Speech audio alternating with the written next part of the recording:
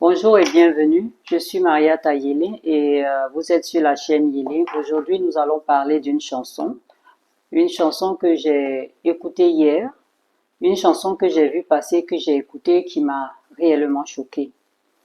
Pour celles et ceux qui me suivent sur ma chaîne, je prône l'amour vrai entre nous les humains. Je prône un réel partage entre l'homme et la femme et je suis contre toute forme de domination. Je suis contre toute forme de maltraitance et en particulier envers les femmes. Alors ici, aujourd'hui, je viens décrier les paroles d'une chanson que je trouve déplacée et inappropriée pour parler d'amour. Je trouve que la chanteuse et le chanteur ont poussé le bouchon trop loin quand elle et il disent être des masos et qu'elle et il veulent faire passer cela dans leur chanson comme l'expression de l'amour. Vous l'aurez compris, il s'agit de la chanson Mon Nutella de Azaya, le célèbre chanteur guinéen, et la chanteuse malienne Binta. Alors, cette chanson n'est pas une chanson d'amour, mais une ode à la violence faite aux femmes. C'est une chanson qui parle d'une relation toxique et non d'amour véritable où une femme est maltraitée par l'homme qu'elle dit aimer et qui dit l'aimer aussi. Tout est dit dans cette chanson. On n'a même pas besoin de lire entre les lignes, c'est tellement clair.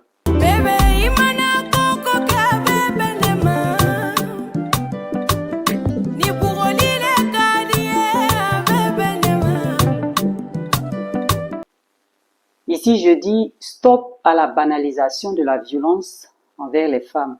Je ne peux rester silencieuse face aux paroles de cette chanson que j'ai écoutée. Ces paroles sont choquantes. Cette chanson est censée être et se présente d'ailleurs comme une histoire d'amour. Mais ce n'est rien d'autre qu'une glorification de la souffrance que subissent certaines femmes, malheureusement. Cette chanson ne parle pas d'amour. Elle parle de coups, elle parle d'injures, elle parle de maltraitance. Et je suis étonnée de voir que les fans de ces artistes les encouragent en osant appeler cela de l'amour, de la romance. Je n'ai rien contre ces artistes, mais je trouve dangereux d'utiliser son statut d'artiste et surtout sa notoriété pour véhiculer des messages qui ne nous honorent pas en tant qu'humains.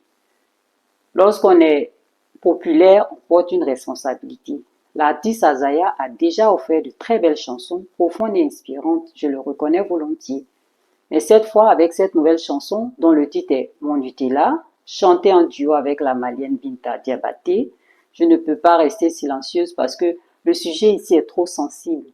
Il s'agit de la maltraitance féminine et aucune personne ne devrait encourager cela. En tant que femme et mère, je refuse que de telles paroles circulent dans la jeunesse comme si de rien n'était. Non, c'est trop grave. La chanteuse Binta que je découvre ici prononce des phrases dégradantes pour la femme, donc pour elle-même. Elle accepte d'endosser un rôle qui la réduit à quelque chose que l'on peut battre, injurier, en un mot, être maltraité. Il est clair que la chanteuse Binta prête le flanc à une représentation indigne de la femme.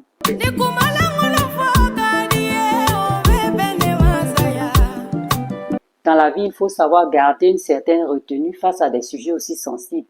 Il ne faut pas accepter de tomber aussi bas pour juste avoir l'opportunité de chanter avec un artiste qui a de la visibilité.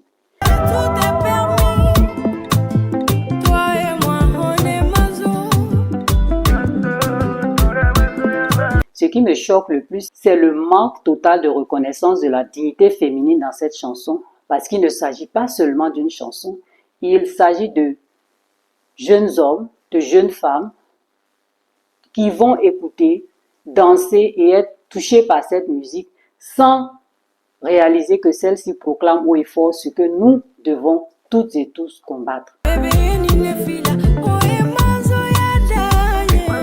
Les violences faites aux femmes. Ces violences sont encore trop invisibilisées en Afrique, malheureusement. Et les artistes, au lieu de les banaliser, devraient contribuer à les dénoncer. L'amour n'est pas la violence. Pour celles et ceux qui ne comprennent pas la langue malinké, qu'on appelle encore le djoula ou le bambara, dans la chanson dont il est question ici, la chanteuse dit clairement, je vous traduis quelques passages, « J'aime qu'on me batte, j'aime tes injures, j'aime que tu me battes, ce sont les coups que tu me donnes qui m'excitent. quand tu m'assènes de coups de poing, quand tu profères des injures à mon encontre, ça me rend folle d'amour pour toi.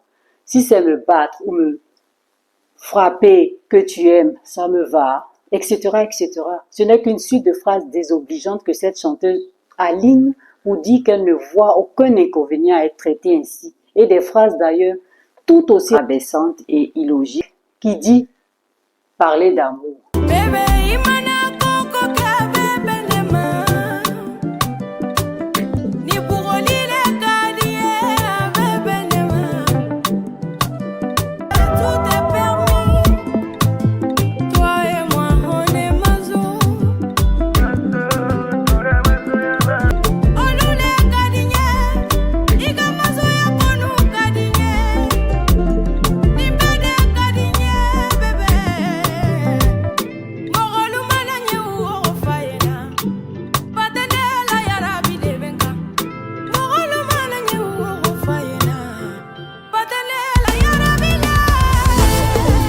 Je trouve que la ligne rouge est franchie ici dans cette chanson. L'amour ne peut jamais être synonyme d'humiliation. L'amour, le vrai, c'est le respect, la dignité et l'égalité. À travers cette chanson, apparaît plutôt une importation culturelle malsaine. Les deux artistes disent qu'ils sont maso. Mais dites-moi, existe-t-il un mot maso dans nos langues africaines? Non, le mot maso n'existe pas dans les langues africaines traditionnelles. Je suis malinqué et je comprends ce que ces deux-là disent dans cette chanson. Et elles ne parlent pas d'amour, mais de maltraitance et du plaisir que l'on en tire selon leur propre dire. Et il n'y a aucune confusion ici. C'est bien ce que ces deux artistes veulent véhiculer. Et encore une fois, être maso, je suis désolé, n'a rien à voir avec l'amour. Étymologiquement, maso est un terme d'origine occidentale, dérivé du mot masochisme. C'est l'abréviation familière de masochiste, qui vient du nom de l'écrivain autrichien Leopold von Sacher-Masoch du 19e siècle. Masochisme est un terme qui a été inventé en Europe au 19e siècle pour décrire le plaisir tiré de la souffrance ou de l'humiliation. Il n'y a pas de racine dans les mots africaines ou d'autres idiomes du continent. Cherchez, vous n'en trouverez pas. D'ailleurs, si ce mot existait, je pense que nos deux artistes l'auraient utilisé en malinké, la langue dans laquelle ils chantent. Le danger pour nos sociétés, c'est que si nous cautionnons cette chanson, nous acceptons la normalisation de la violence dans le foyer. Oui, oui. Nous enseignons que l'amour est synonyme de coups, de blessures, d'humiliation et que seule la femme doit accepter de subir ces choses dans le couple. Puisque le chanteur Azéa lui-même ne dit pas dans la chanson qu'il aimerait subir cela également de la part de la femme. Il n'y a qu'elle qui le dit. Il n'y a que la chanteuse qui le dit. Cette chanson, si elle n'est pas censurée et si l'on ne se limite qu'à la belle mélodie pour l'apprécier sans tenir compte des paroles qui ne sont pas comprises de toutes celles et tous ceux qui l'écoutent, vient détruire tout le combat fait par certains gouvernements, certaines associations et différentes organisations de la société civile qui sont actuellement en train de mettre en œuvre tout ce qu'ils peuvent pour éradiquer ce fléau qui est la violence faite aux femmes. Mon appel ici est directement adressé aux Africains et aux Africaines. Refusons d'associer le mot amour à la violence. Refusons des concepts étrangers qui dénaturent nos valeurs. Refusons de cautionner la maltraitance féminine sous prétexte de romance. Refusons de créer une génération perdue qui confond domination et tendresse. Nous sommes sur une pente dangereuse. La limite est franchie quand un artiste très écouté et apprécié vient faire l'apologie de la violence au sein du couple. Il est temps de dire stop. Je suis curieuse de savoir comment ces deux artistes seront capables de venir expliquer cette chanson au grand public sur un plateau de télévision dans un pays où les droits humains sont respectés. Où les droits humains sont respectés. Une chose est sûre, c'est que si les algorithmes de YouTube et les autres canaux sociaux arrivaient à capter ces langages qui incitent à la violence, cette chanson serait bannie dès sa mise en ligne. L'amour véritable n'est pas la souffrance. L'amour véritable est respect, dignité et égalité. D'ailleurs, je voudrais ajouter une précision. Le masochisme est toujours lié au sadisme. Ces deux choses fonctionnent ensemble. En effet, lorsqu'une personne est maso, c'est qu'elle se trouve face à un sadique. Il ne peut pas y avoir deux masos en même temps, car l'un subit et l'autre inflige. C'est comme cela que ça fonctionne. Dans le cas de cette chanson, celle qui dit aimer les coups montre bien que c'est elle la véritable Mazo.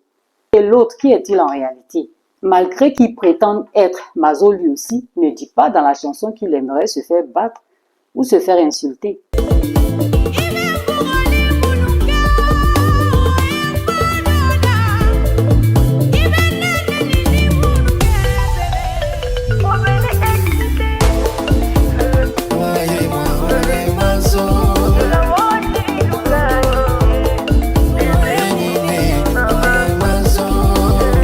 Donc ici, on voit bien que c'est la chanteuse qui assume ce rôle de Mazo, pas le chanteur.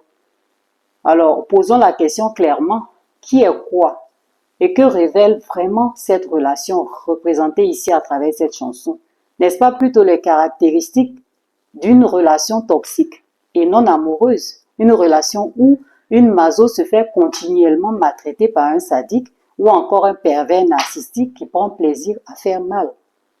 Alors, ici, c'est ça, c'est un réel cri de cœur de ma part. Quand j'ai vu cette chanson, je ne pouvais pas rester en place. C'était difficile pour moi d'accepter que ces paroles sortent de la bouche d'une femme. Ce n'est pas normal. J'ai trouvé que nous allons à la dérive et qu'il y a quelque chose à décrier, il y a quelque chose à dire. Parce que quand on est un artiste, quand on est un personnage influent, on doit être un exemple pour les autres. On ne doit pas pousser les autres à travers nos dires, à travers nos actes, à travers ce que nous faisons, à faire les choses mal. Nous devons aider à conscientiser le peuple, pas aider à faire l'inverse. Je ne crois pas que la violence faite aux femmes soit un exemple et qu'il faut, je dirais, chanter, qu'il faut reconnaître publiquement, véhiculer à travers une chanson. Ici, je viens tirer une sonnette d'alarme. Il faut faire attention à ce qu'on veut véhiculer comme message quand on est un personnage public. Les jeunes nous écoutent et nous avons le devoir de les éduquer et non les égarer. Merci de m'avoir écouté.